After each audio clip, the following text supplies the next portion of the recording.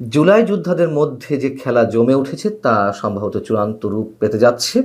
এবং এই যে জুলাই যোদ্ধাদের নেতৃত্বে গড়ে ওঠা কিংস পার্টি এনসিপির যে অস্তিত্ব থাকবে না, সে কথা তো অসংখ্যবার আপনাদের সামনে বলেছি এবং সেটি বাস্তবে প্রমাণিত হতে যাচ্ছে, বাস্তবে রূপ পেতে যাচ্ছে। জুলাই যোদ্ধাদের তাত্ত্বিক গুরু হিসেবে আমরা যাকে চিনি বা জানি, উপদেষ্টা পরিষদের সাবেক সদস্য মাহফুজ আলম এবার মুখ খুলেছেন। তিনি খোলামেলাভাবে অনেক কথা তুলে ধরেছেন।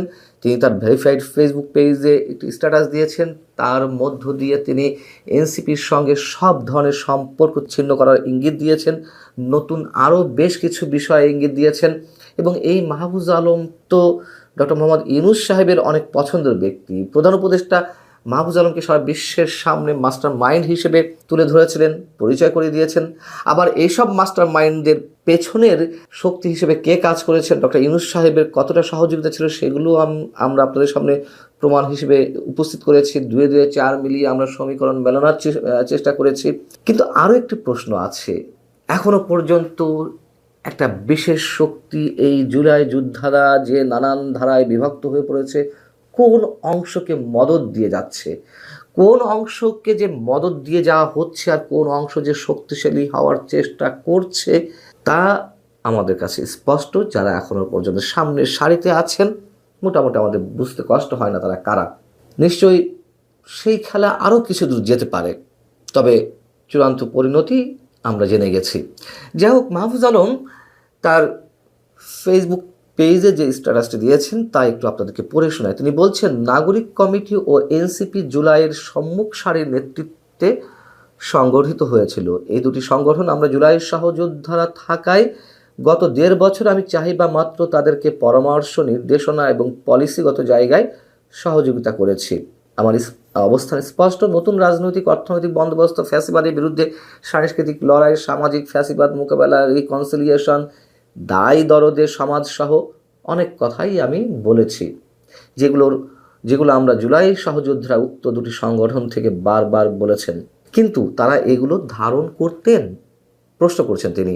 এনসিপিকে একটা বিগ জুলাই আমব্রেলা আকারে স্বতন্ত্র উপায়ে দাঁড় করানোর জন্য আমি সকল চেষ্টাই করেছি, কিন্তু অনেক কারণেই সেটা সম্ভব হয়নি। মাহফুজ আলম যেভাবেই বলুন না কেন, যে পরামর্শ দেন না কেন, এনসিপি যে জুলাইয়ের যে স্পিরিট ছিল, সাধারণ মানুষের সামনে 5 আগস্টের আগে তারা যেই কথাবার্তাগুলো আমাদের সামনে বলেছিল, ৭১কে ধারণ করে, মুক্তিযুদ্ধকে ধারণ করে একটা বৈষম্যহীন সমাজ প্রতিষ্ঠার জন্য তারা যুদ্ধ করছে, রক্ত দিচ্ছে, এই সব দিয়ে তো মানুষকে হিপনোটাইজ করা হয়েছিল। সে কথাও তো অসংখ্যবার বলেছি। সেই কথাই এখন মাহফুজ আলমদের মুখ থেকে বের হচ্ছে। অর্থাৎ গণঅভ্যুত্থানটি ছিল সাধারণ মানুষের সঙ্গে স্রেফ প্রতারণা। এ কথা আমি অসংখ্যবার বলেছি। এখন আমরা বললে তো শত্রু হয়ে যায়, আমরা বললে ফ্যাসিবাদের দোসর হয়ে যায়। এখন তো মাহফুজ আলমরাই সেই কথা তুলে ধরছেন। মাহফুজ আলম বলছেন, বিদ্যমান বাস্তবতায় আমরা জুলাই সহযোদ্ধাদের প্রতি সম্মান, স্নেহ এবং বন্ধুত্ব মুছে যাবে না, মানে তার যে সম্মান স্নেহ রয়েছে, কিন্তু আমি এই এনসিপির অংশ হচ্ছি না। আমাকে জামাত এনসিপি জোট থেকে প্রস্তাব দেওয়া হয়নি, এটি সত্য নয়, কিন্তু ঢাকার কোনো একটা আসনে জামাত এনসিপি জোটের প্রার্থী হওয়ার চেয়ে আমার লং স্ট্যান্ডিং পজিশন ধরে রাখা অধিক গুরুত্বপূর্ণ। এবং শেষ পর্যায়ে এসে বলছেন, ইতিহাসের এই চলতি পর্বে বাংলাদেশ একটা শীতল যুদ্ধের মধ্যে রয়েছে। এই পর্বে কোনো পক্ষ না নিয়ে নিজেদের বক্তব্য নীতিতে অটল থাকাই শ্রেয়। বিকল্প তরুণ বা জুলাই শক্তির সম্ভাবনা এখনও শেষ হয়ে যায়নি, বরং আমি গত ১.৫ বছরে যা বলেছি, যে নীতিতে বিশ্বাস রেখেছি, তা অব্যাহত রাখব। রাজনৈতিক, সাংস্কৃতিক ও বুদ্ধিবৃত্তিক সকল উপায়, if you care to join me, you are most welcome. তার মানে কি? এবং তিনি সবশেষে বলছেন, নতুন রাজনৈতিক অর্থনৈতিক বন্দোবস্ত সম্ভব ও বাস্তব। বিকল্প মধ্যপন্থী তরুণ বা জুলাই শক্তির উত্থান অত্যাসন্ন। আমরা ধরে নিচ্ছি যে আরও একটি বিকল্প শক্তি আসছে, আরও একটি নতুন রাজনৈতিক দল আসছে। আমি সে বিষয়ে একটু কথা বলছি। এর আগে এনসিপি গঠনের সময় আমরা জানি যে মাহফুজ আলম দলের গুরুত্বপূর্ণ পদ দুটির একটি চাইছিলেন, সাধারণ সম্পাদকের পদ। তার হয়ে তার অনুসারীরা, এই যে সোকল্ড বিপ্লবীরা রয়েছেন, এখন যারা নেতৃত্বে রয়েছেন, তাদের সাথে দেন দরবার করেছিল, লবিং গ্রুপিং করেছিল, কিন্তু তিনি পাননি।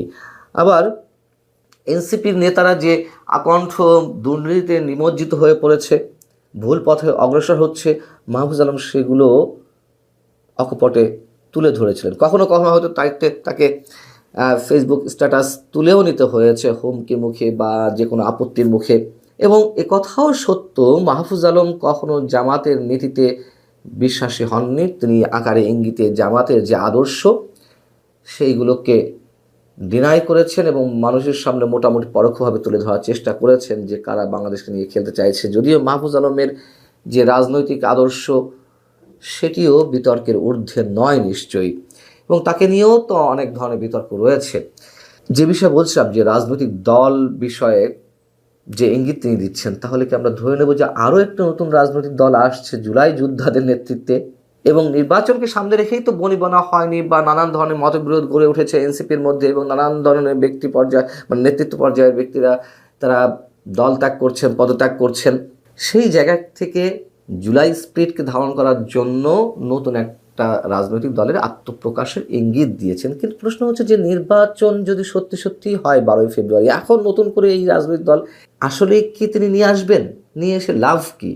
এখন তার নিবন্ধন পাওয়া যাবে না, সেই সময়ও নেই, সেই পরিবেশও নেই যদি 12ই ফেব্রুয়ারি নির্বাচন অনুষ্ঠিত হয়। নাকি মাহফুজ আলম বিশেষ কোনো ইঙ্গিত পেয়েছেন যে নির্বাচনে আসলে 12ই ফেব্রুয়ারি তো হচ্ছে না, নির্বাচন পিছিয়ে যাচ্ছে, তার জন্য তিনি নিজেকে গোছানোর যতটুকু গুছিয়ে নিতে পারেন এবং রাজনৈতিক দলে আত্মপ্রকাশ ঘটাতে পারেন, নিবন্ধন নিতে পারেন, এবং নির্বাচন পেছালে সেই নির্বাচনে তার নতুন রাজনৈতিক দলটি যদি গঠিত হয় তাহলে অংশ নিতে পারবে। দেখুন, আমার ক্ষুদ্র অভিজ্ঞতায় বা ক্ষুদ্র জ্ঞানে আমি এখন এটুকু বলতে পারি, এই নির্বাচন নিয়ে এখন অনেক ধরনের সংশয় রয়েছে। মাহফুজ আলমরা ভেতর থেকে হয়তো অনেক কিছু জানতে পারছেন।